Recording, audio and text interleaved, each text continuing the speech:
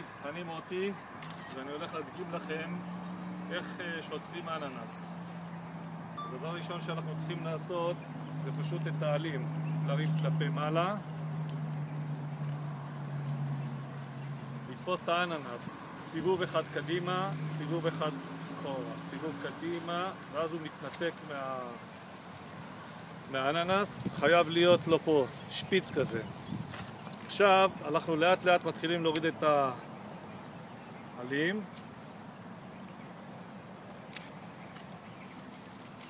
ואנחנו צריכים להגיע בערך ל5 סנטימטר של גבעול.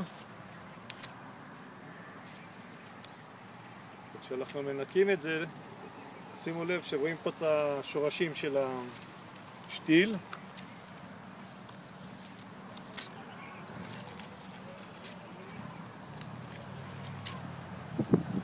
אנחנו צריכים להגיע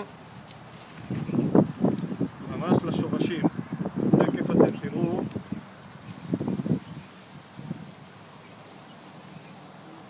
את השורשים.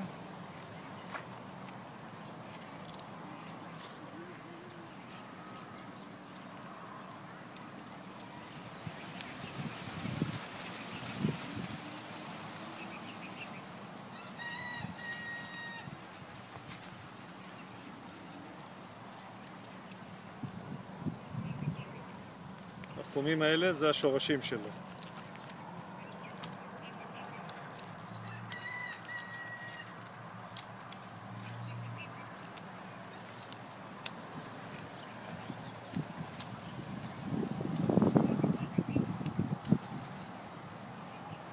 שימו לב, כל אלה זה השורשים. מה שעכשיו אנחנו צריכים לעשות זה פשוט מאוד לקחת עציץ,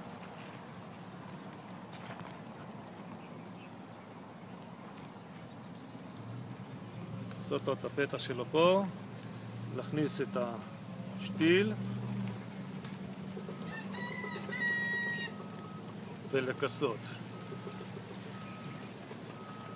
עכשיו אסור לשקוט את השתיל מלמעלה, אלא חייבים לשקוט את זה מלמטה.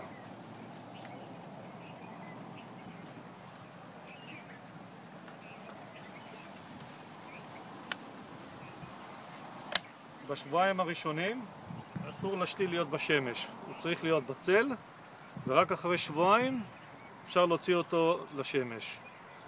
את הפרי אתם תראו רק אחרי 1.5 שנה, הוא לא נותן את הפרי לפני זה. צריך הרבה סבלנות והוא שתיל יפה. תהנו.